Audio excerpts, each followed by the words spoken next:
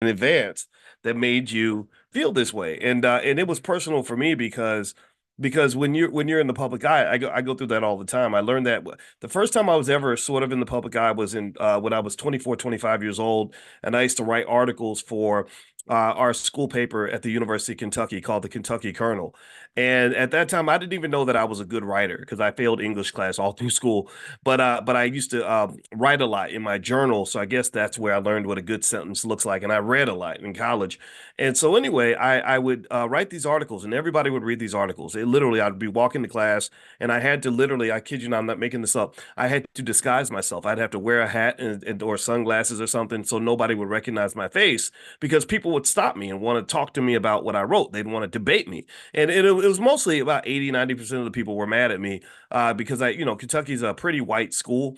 And so they didn't really understand where I was coming from as a young black man, but I had a lot of anger, a lot of irritation, and I don't take back anything that I wrote. Everything that I said, I feel is true. I stood by it. I was pretty smart. I was a grad student studying to get a PhD in finance, and I was teaching in the math department at that time. So it's not like I was making stuff up out of thin air. But anyway, but I remember noticing how it was a different dynamic with people. I'd meet people, and when I met them, they would already have an opinion about me. Either they would see me, they say, "Oh man, I love your articles, I love you, man, you're great," or it would be like, "Yeah, I know who you are." So literally, I didn't have to introduce myself to people. I didn't have to say, "Hi, my name is Boyce."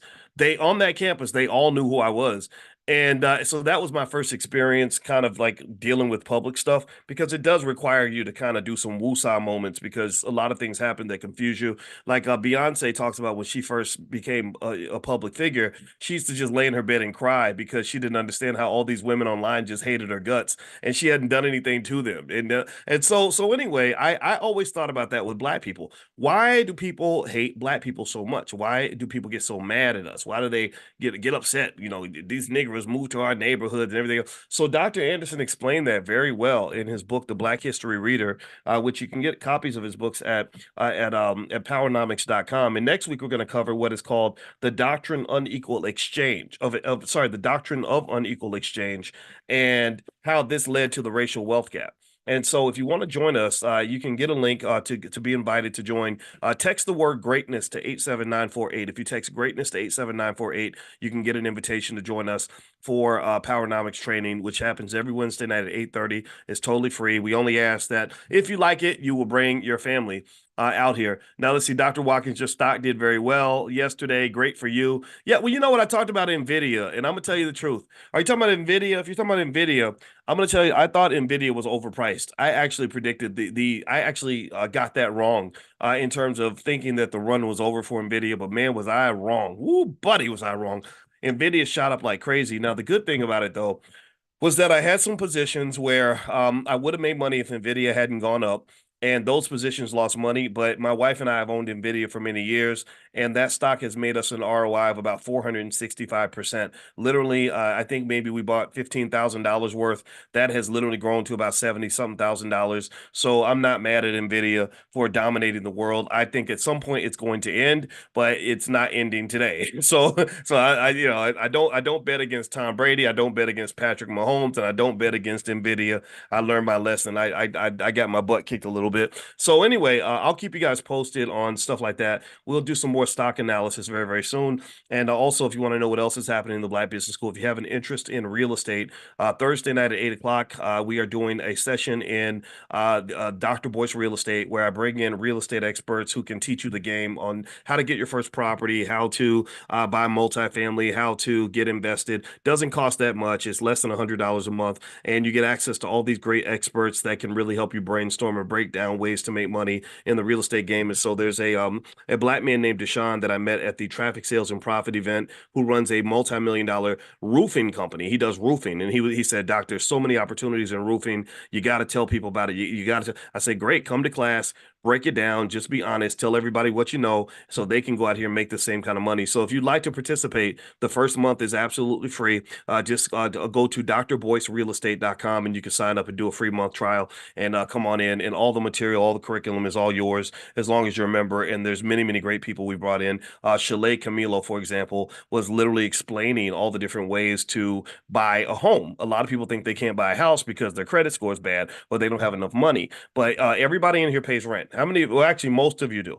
Some of you may be lucky enough to have somebody else pay your rent. God, good for you. But how many of you pay rent? How many of you either have or either are paying rent or have paid rent? Raise your hand. Give me a yes in the chat if you pay rent or have paid rent at some point or a mortgage or something, and you're paying it consistently every month, and you pay it on time. Give me a yes if you pay your rent on time. Okay.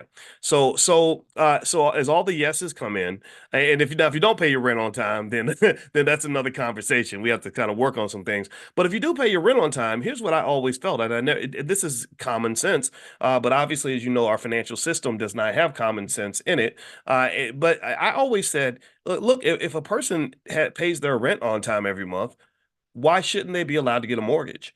If the amount you're paying in rent every month to the landlord that you're flushing down the toilet every month is being paid consistently and it's a certain amount of money, why shouldn't you be allowed to get a house with a mortgage that is less than the amount that you've been paying in rent consistently every month? Because we've talked about this, and this is a financial consciousness exercise. I explained to you all that when you pay rent consistently over a 10 or 15-year period, you've basically bought a house for your landlord. Did y'all know that? You literally have bought a house for your landlord, and some of y'all bought a mansion for your landlord. If I was to take let's take a number like $1,500 a month. Okay, let's say that's about on average how much somebody pays in 2023 dollars. So let's say that your rent never goes up, which is unrealistic. But let's assume you pay 1,500 a month and you do that for a 30-year period. You do that your whole entire life because you were cursed with the generational STD, the generational financial STD. That's what I call these things. These things that get passed on to you that you didn't ask for. You were cursed with this false belief that you're supposed to rent for your entire life. So let's say you rent for 30 years, which is still unrealistic because most of us have our own house for longer or our own place to live for longer than 30 years. 30 years. Remember the $5 a day plan was built on $150 a month. And I explained that after 30 years, if a person takes that money and puts it in the S&P 500, even blindly, literally closes their eyes and just picks an S&P 500 index fund like SPY or VOO, Victor Oscar, that person after 30 years would have about $250,000, $245,000, give or take a few $1,000. They'd be rich, your family's wealthy, you're set for generations. All you have to do is protect your wealth at that point and make good decisions. Now, all these conversations about being black and poor and struggling and everything, they kind of go out the window because now you're one of the rich people. Now people are going to get mad at you because they're going to think you just got lucky, even though you didn't get lucky. You saved your money, right? So, but remember though, if you're doing 1,500 a month, well, that's 10x that number. That's 10 times that number. So instead of having $245,000 after 30 years, you're now talking about $2.4 million. $2.4 million. So if you've been paying rent consistently over a 30-year period and you pay, let's say on average in 2023 dollars, $1,500 a month, you literally have bought your landlord a $2.4 million mansion. How about that? Every renter that pays their rent on time is buying a mansion for their landlord. And because you can buy a pretty nice house for 2.4 million, even if you live in a crazy place like California or New York. If you go to Atlanta, you're balling out of control. You're buying up and you get to own the whole city block for 2.4 million. So what am I saying here? Well, what I'm saying here is that it is an illusion. It is a falsehood to believe that you don't have wealth. It's a falsehood to believe that you don't have money. Give me a yes if you're convinced. Give me a yes if that example convinces you that black people do have resources. Give me a yes if you believe me and you understood the point of that exercise. I want to know that got across. I need confirmation. Maybe I need that for my own validation. I don't know. I don't seek validation from white America. I seek it from you. So I need y'all to let me know that this example meant something to you, that this is something that's going to stick, that this is something that you can share with somebody else. Okay, give me a yes in the chat. Type that in the chat for me, please, because I need that. I really need that today. Okay, so given that we know that all this money is being given away, and we know that we have money, we've confirmed this. Now the question is, how do you shut the window with the air conditioner on? How do you stop letting all the air out the window? That's what you're doing. You got the air conditioner blasting. You're paying your electricity bill. You're pumping out all kinds of air, but all the air is going out the window. Black wealth we are in crisis mode with black wealth. Let's just be clear. There is a coming economic crisis of epic proportions in the black community because black wealth is racing towards zero. Median black wealth, you've seen this study. How many of you all seen this study? There's that study that says that by the year 2053, median black wealth will be zero. How many of you have seen that study? And I'm gonna tell you this. Look, my brothers from Earn Your Leisure were on Good Morning America, and they spoke about black people being the largest number of new investors in America, which makes me very happy. I wrote my dissertation on the stock market. I've been talking about it for 20 years. Thank God some people are listening to this because that's critically important. That's a critical step in your wealth building journey. But despite the fact that you have millions of our people that are now investing in the stock market, that are now building wealth, that are doing things that they've never done before, that are exploring all these new possibilities to make money, like those of you that are in the Prime program, you come up to me all the time and you're super excited because you're like, oh my God, I didn't even think it was, I thought it was too good to be true. Despite the fact that you all exist, you're not the majority. You're just not. We're not the majority. The majority of our people are people who either just who pretty much for the most part have been trained to not pay attention when we're talking. Either they're not listening, or they don't believe that it's possible, or they have not acquired the discipline to execute on a strategy that is going to actually lead them to acquire wealth. And I feel very bad for that group of people. I really do. I feel that the best we can do, and you're right, Angel, it is trauma, 100% trauma. That's why we created the Black Financial Therapy Department, because we wanted to work with therapists to deal with trauma healing. My wife is a trauma specialist. And I can tell you, it's very, very sad to watch. And the best I believe we can do is prepare for the next generation so that their kids can work for our kids. The kids whose parents don't make a plan can get a job working for the kids whose parents made a plan. And this is what's gonna happen in 2053. So there is an economic crisis that's coming. Black wealth is declining. The racial wealth gap is not closing; it is expanding. But for many of you, the racial wealth gap not only is closing, it has already closed. A lot of you have more wealth than white people do. A lot of you saw Nvidia stock go crazy, and you made a ton of money yesterday, and you didn't have to work for that money. A lot of you have been doing little things like selling stock options and making thousands of dollars every week. I see you. I met in a private little mastermind group with about 4 or 5 students the other day. And one guy was like, he said, "Yeah, I make $5,000 a week now selling my stock options, stuff like that." So there's money out there, and some of you are finding that, but you're not the majority yet. And I don't know I don't know how to influence the majority. I'm not a mainstream guy. I'm never gonna really be interested in going on to mainstream television. You'll never see me at the Oscars or the Grammys talking to all the people who are in that mainstream space. I live in the black space. This is where I enjoy living. This is where I enjoy doing my thing. And so ultimately, the solutions are out there. They're very easy to implement. The hard part is really getting people to accept, to take time to absorb the message, and to implement the message. And so, for those of you that are implementing, I congratulate you, because when this crisis is occurring, you're going to have some survivor's guilt, because you're going to be doing well in the middle of a sea of struggle. A lot of people are going to struggle. All the data is showing this, and because America is a country that, economically speaking, is headed to hell in a handbasket. They do terrible things financially. Their debt level is way too high. It's going to cause a lot of problems. The population is getting older also. So as the population is getting older, what's happening is that your productivity is declining because you need young people to be productive. So one of the small benefits of this wave of immigration, which I believe the negative can outweigh the positive, because you're not vetting the people that are coming into the country. But one thing about immigration that can be beneficial if you do it properly is you get more young people that can actually go to work and work in the factories and do everything else. Because as your population gets older, your national productivity starts to decline. So America will become a less wealthy country over time overall. And what also will happen is that gap between the rich and the poor is going to continue to grow. This is true regardless of race. And as you guys know, when white folks get a cold, black people get pneumonia. So if you are black and working class, or if you are black and poor, chances are that gap between your income and other people's income is going to continue to grow unless you get another strategy. If you get another strategy, then all that goes away. And all you have to know is one basic rule. You know what the rule is? It's so complex. It's going to blow your mind.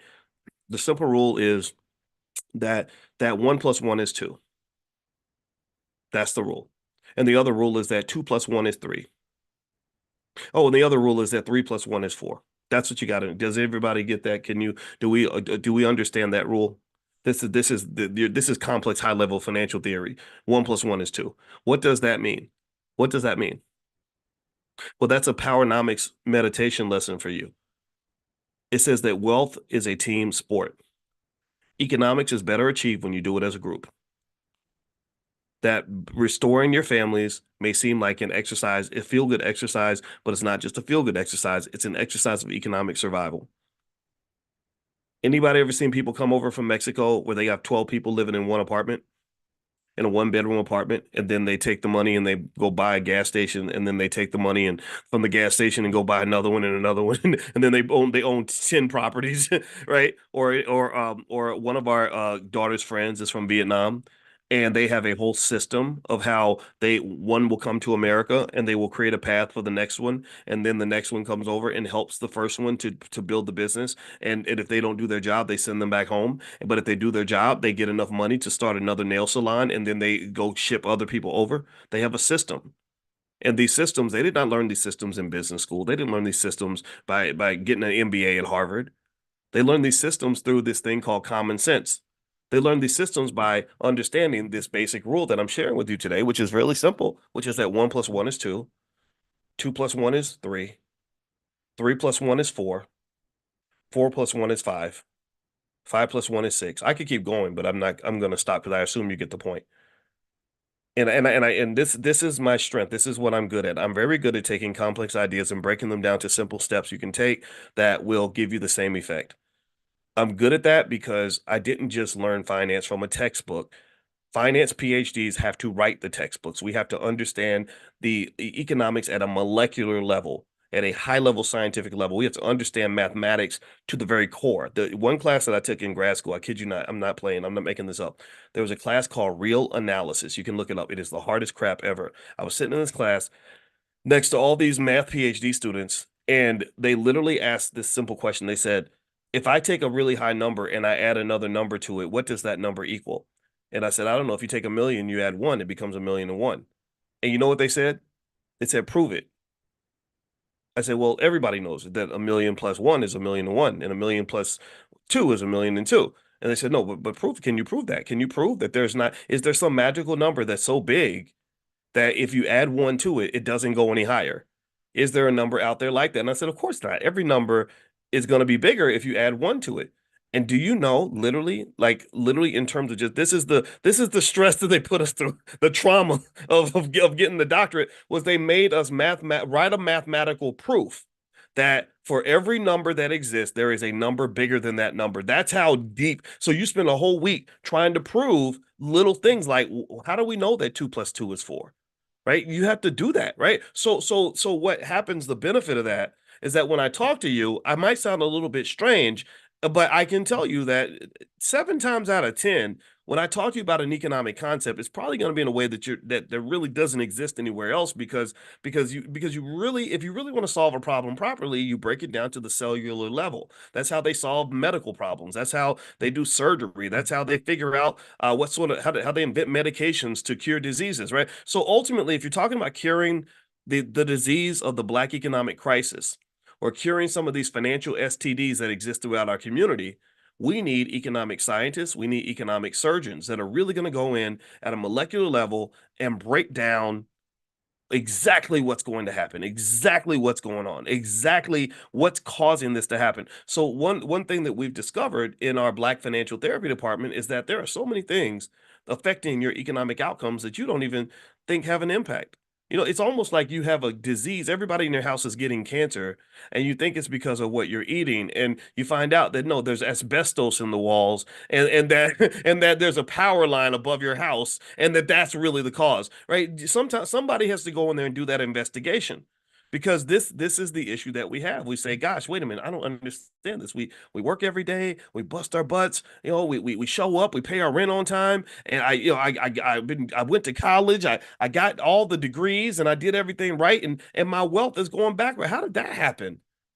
Well, you got to go back and do the autopsy. You got to figure out what's the cause of death of your finances. What happened here? And that requires consciousness.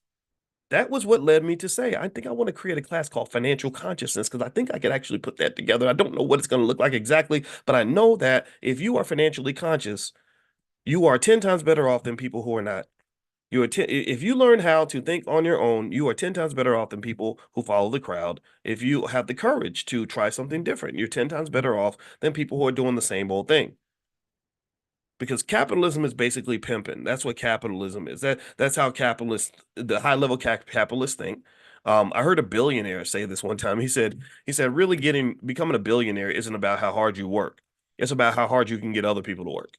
That's what he said. He says, not what you do. It's what you get other people to do because you can't do it all by yourself. You need to somehow incentivize other people to do it. Now, he wasn't trying to say it in an exploitative way, right? He was basically saying, I pay people and I offer them great jobs and they come out and they want to come work for me, which is fine. But what has to occur though is that if everybody has the same level of ambition as you, if you're a billionaire and you're trying to hire and buy people's time, but those people you're buying time from also want to be billionaires, well, then you're going to have a problem. They're going to say, wait a minute, I don't want to eat what you're feeding me. I want to eat what you eating. I want what you got.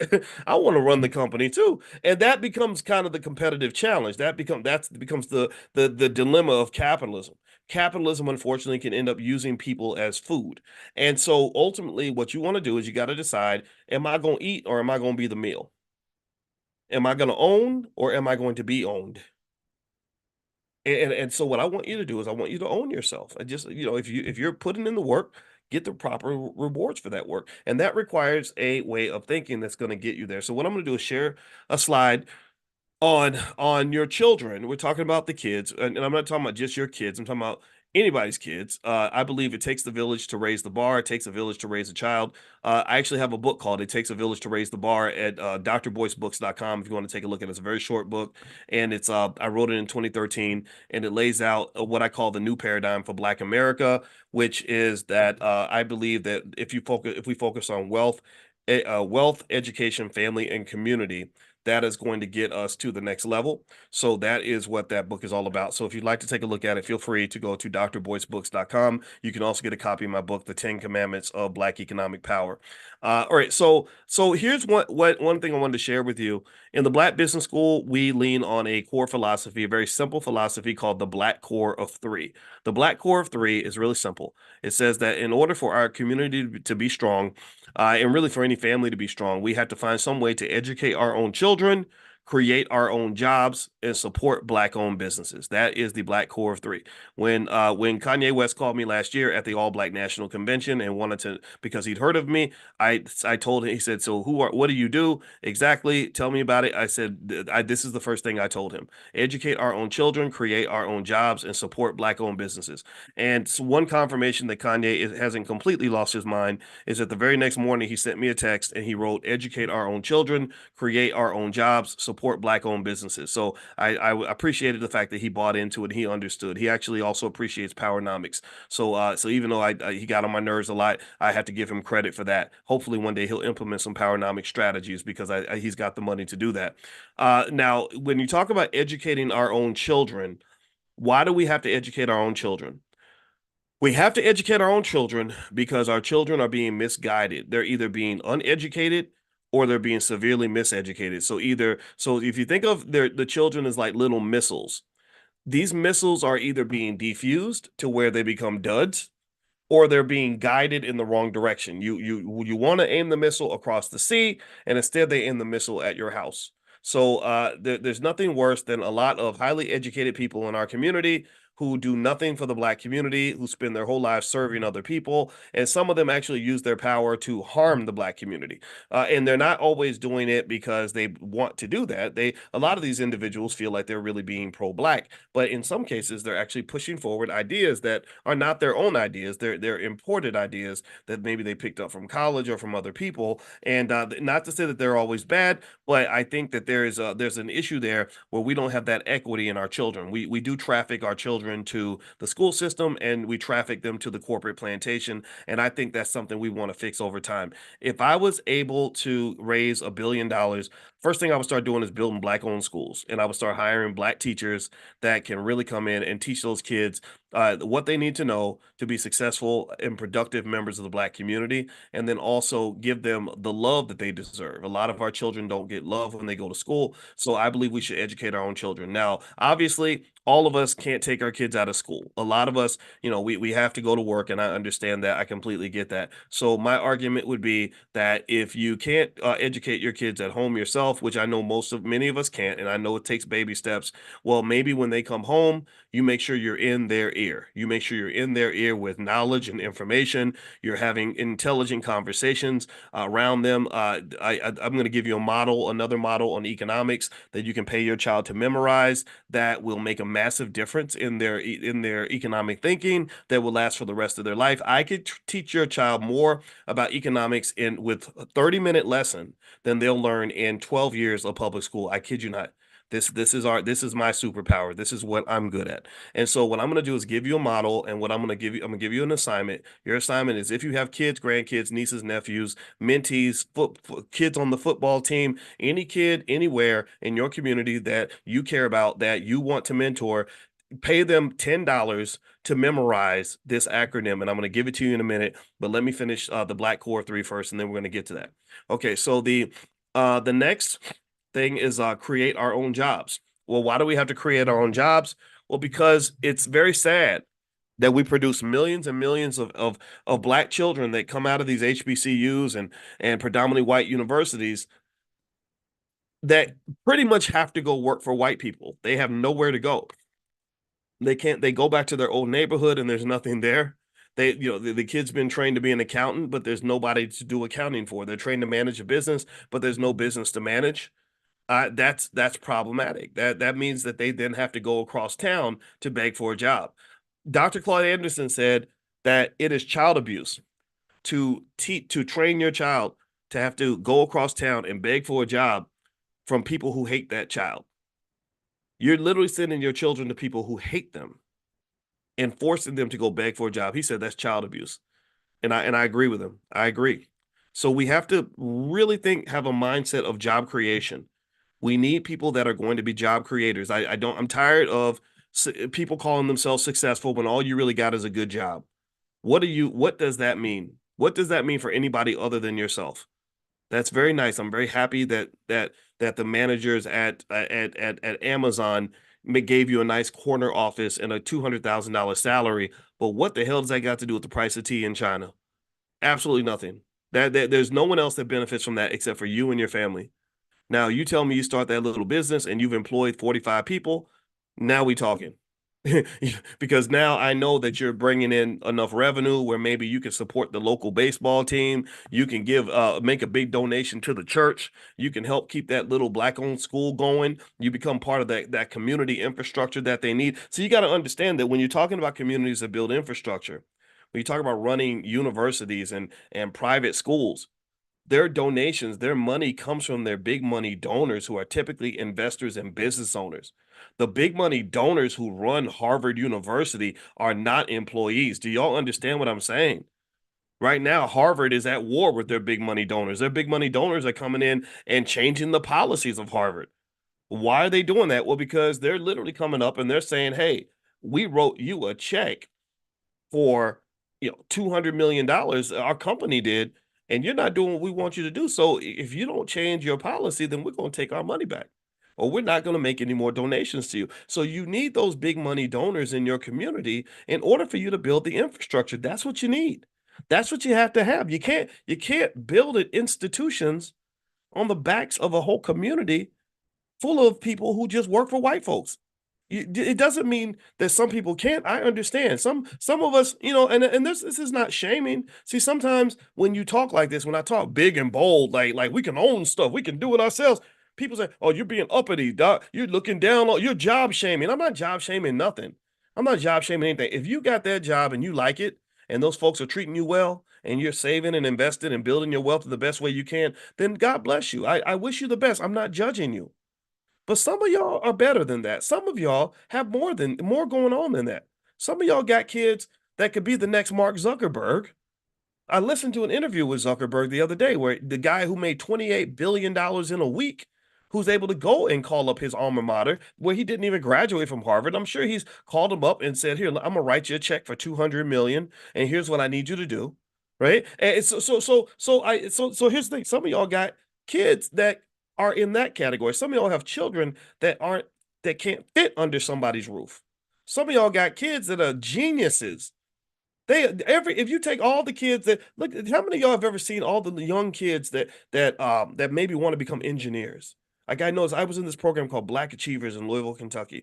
Every other kid that made good grades wanted to be pretty much an engineer, a lawyer, or a doctor. Has anybody ever seen programs like that or places where they gather all the smart black kids? Anybody know what I'm talking about? Can anybody visualize something like this where maybe there's like a youth program and what happens almost inevitably every single time they'll say here's Teresa Smith and she just made the honor roll for the 10th time in a row and she's got straight A's and she's going to the University of blah blah blah. And what are you going to do, Teresa?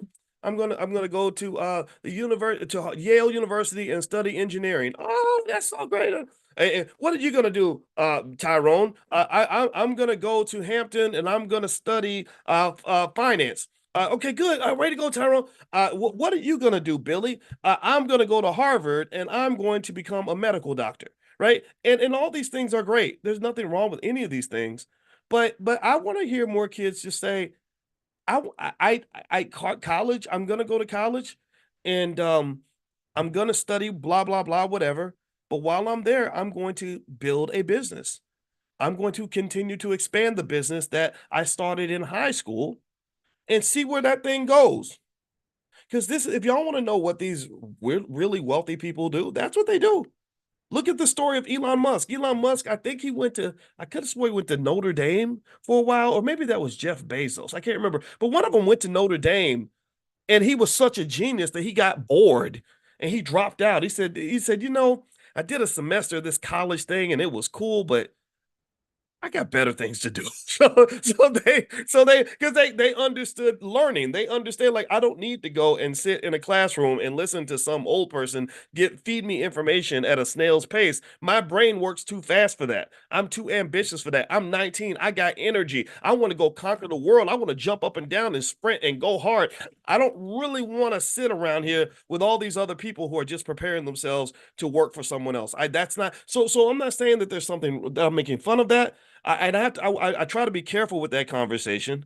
I remember when the Breakfast Club guy Charlemagne called me to talk about Dame Dash's interview where Dame went on there and was talking about being a boss. Like they're calling another man your boss is like calling him daddy and stuff like that, which I don't agree with. I don't think you're calling him daddy. Whatever, right? And gave this really rousing interview, and it was good, right? It was good because Dame's entertaining and a lot of people listen. And Charlemagne said, man, I got brothers talking about I'm gonna quit my job tomorrow. And no. And he said, Dr. Boyce, we need you to come in to set the record straight because he went crazy and said all this stuff, and now everybody's reacting to it. And I said, well, actually, I kind of like what he said a little bit. I said, I'll come in and I'll add some nuance, like I'll kind of fix it up if you want me to, but I'm not gonna reject what he said. I'm not here to trump anything that he said because I personally think that what he was doing, which I think is highly appropriate, was he was kind of punking the really smart people in our community. He was kind of talking mostly to the men, and the women could grab the message too. But he was kind of saying, what's wrong with you? Why are you sitting here bowing to these people and continuing with this slave mentality?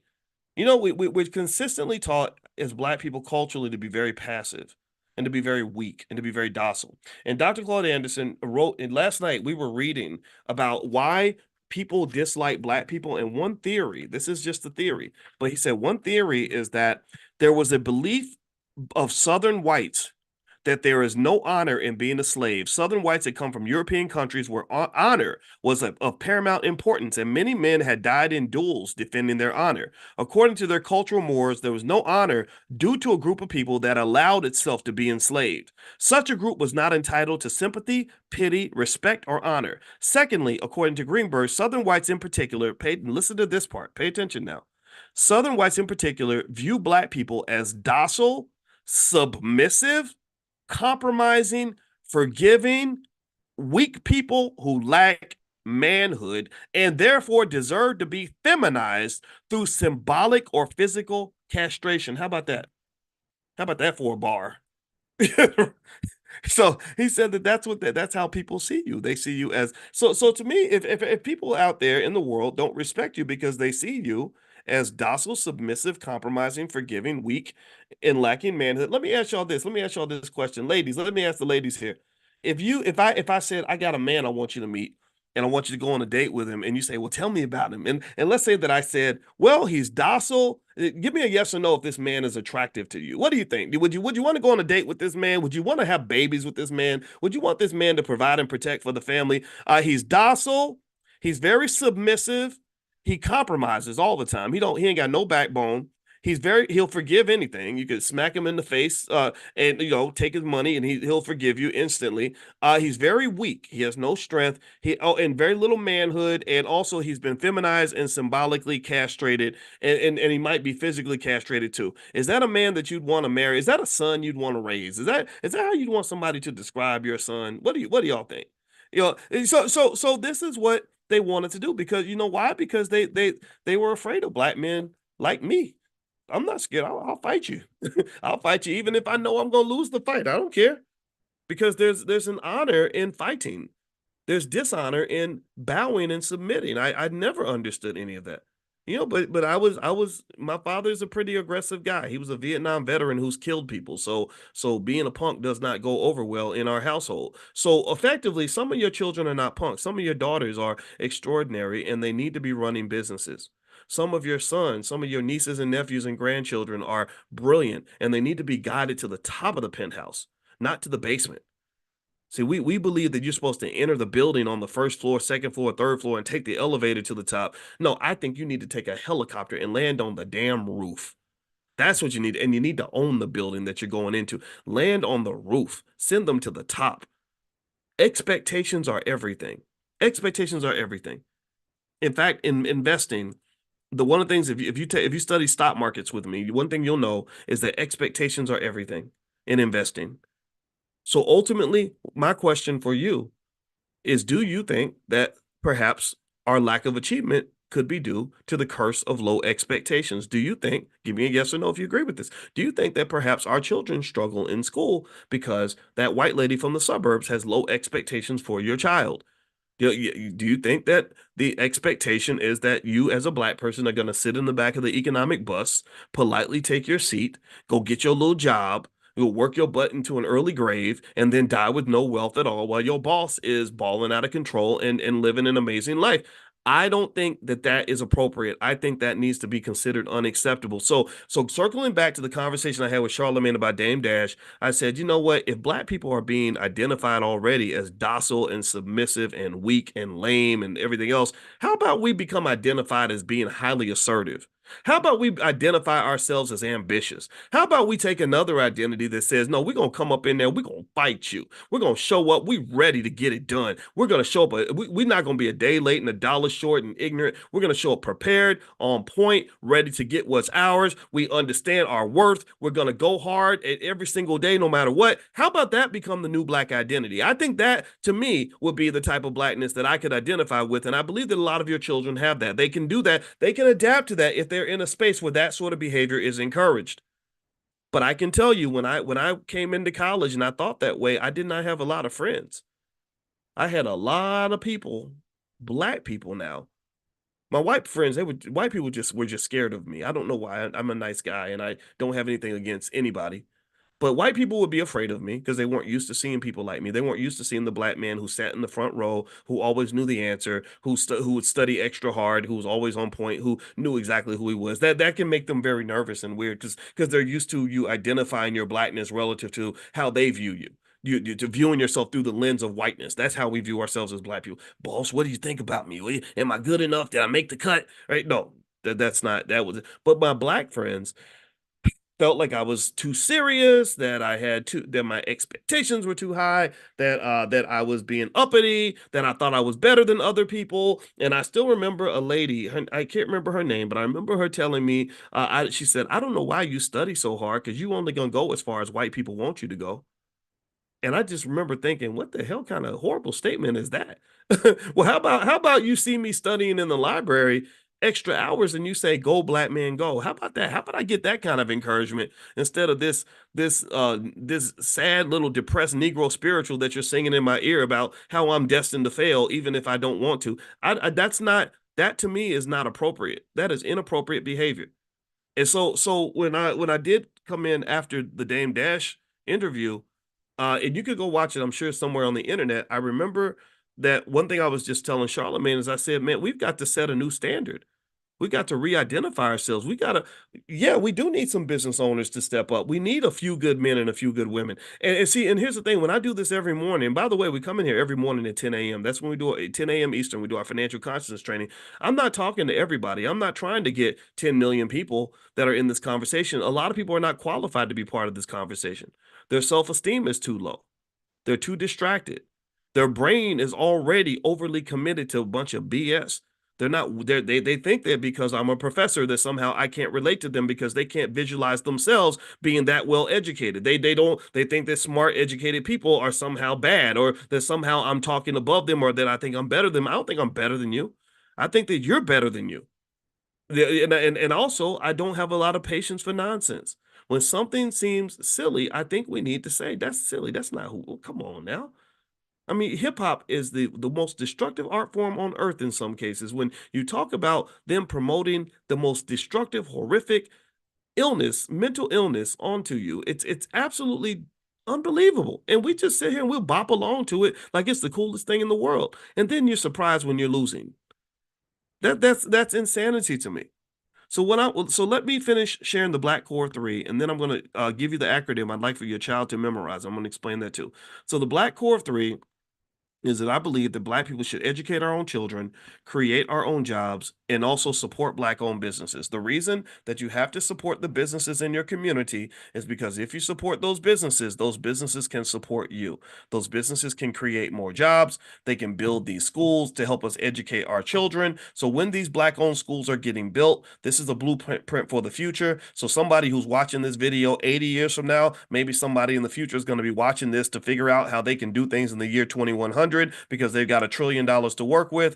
This is the ecosystem. You need your business owners to come back into the community and to support things like those Black owned schools so that you can educate your kids. But then the benefit to the business owners is that they get people that have specialized skills that can come and work for those businesses when they come out. That's why when I go back to Indiana University, where I met my beautiful wife, there are entire buildings owned by Eli Lilly. Why would Eli Lilly go and give millions of dollars to Indiana University? Well, because Indiana produces graduates that can then go work for Eli Lilly once they graduate. So they recruit from the same pool that they're pouring into. This is called an ecosystem, people. This is what you do. This is what you do. You give in order to receive, you receive in order to give. Right? And everybody pulls their weight. Nobody is supposed to take more than they give, and nobody's supposed to spend all their time giving and very little time taken. Everybody benefits. So like even with when I explained to you that with my parents, I'm very happy to do for them whatever I can because I know my father poured into me when he didn't have to. When all the other men were out smoking weed and getting drunk and hanging out with random women, my father came home to my mother every day and took care of me as if I was his own. And so I said that me taking care of you is the way the ecosystem's supposed to work. There are some people who think that a parent shouldn't expect anything from their kids, and I don't agree with that. One day you're going to get old. One day you're going to be tired. One day you're going to need help. And your dividend for all the thousands of hours you spent dealing with those little knucklehead children that stressed you out and came in the room while you were having sex and asked you irritating questions and got in trouble and drove you crazy. Well, you start collecting on that dividend when you hit retirement, and you need a clan of people that love you and are willing to protect you and stand by you. So a lot of people don't believe that. They don't understand that. They think that taking care of children is a burden and a nuisance. They don't even take care of their own kids, and they sure as hell ain't gonna marry somebody that's got children because they think that that's only what simps do. Well, a lot of these individuals are going to get old, and they're going to be the old guy in the nursing home that nobody comes to visit. He's vomiting on the floor, pooping on himself, having strokes and falling out, and there's nobody that they can call. They're like, well, who's his next of kin? Well, there is no next of kin. Well, sir, why don't you have a next of kin? Where's your family? Oh, well, I was an old player. I was trying to be a player, and but I didn't know I was gonna have a stroke when I was 45. But that happens all the time. There was a lady that did a video like that she was a nurse, and she said there's lots of really handsome black men with great jobs in the stroke ward, and they would be like, well, where's your spouse, where's your kids, where's your family? And the guy would say something like, well, I used to be a player and blah blah blah. And so really, I'm not saying don't be. If you want to be a player, go be one. I'm not judging you. But what I am going to say is that there is a benefit to investing in people. That's my point. Investing in people are the greatest investment you can ever make, actually. And I can speak on that personally just because people didn't understand why I was very happy to marry my lovely wife. And I not only did I not have a problem with the fact that she had kids, I was like, this is great because I love mentoring black kids. It's cool. What would happen? I've mentored them that when they didn't live in my house. What if I had kids in my house and I'm mentoring them? This is gonna be awesome. This is gonna be so much fun. And eventually, all those kids they ended up working for me. We do things together. I took a trip with our oldest this weekend. We had a great time. We talked about business plans and strategies and everything else, and it's a blast, right? So your life is your institution. That's what I'm saying. Make it into what you want it to be, and really, really understand that that institution is more important than that stupid little job. That job that you have, 9 times out of 10, that's not the most important part of your life, but I think that we're trained to believe that it is, and it's simply not. It shouldn't be. Okay. All right. So anyway, let me let you guys know a couple of things. One thing I wanted to mention, I did not mention this yet, but in the Black Business School, we have an expert coming in to visit by the name of Sherry Mitchell. She's an expert historian, and she's going to do something on the origins of anti-blackness. And so, if that's of interest to you, Ava DuVernay just made a movie called Origins, where she looked at the origins of racism, and I think that Sherry has an issue with that film, and so she wanted to do a deep dive on the origins of blackness. So I'm gonna put that link right there in the chat. If you'd like to join on Saturday, you can just hit that link and come on in on Saturday to join Miss Mitchell and participate in that event. So there's the link for you guys if you want to take a look. And also, if you want to join us for Powernomics training on Wednesdays, just text the word greatness to 87948. Text greatness to 87948, and I will send you a link to join us for our Powernomics training. Okay. All right. So with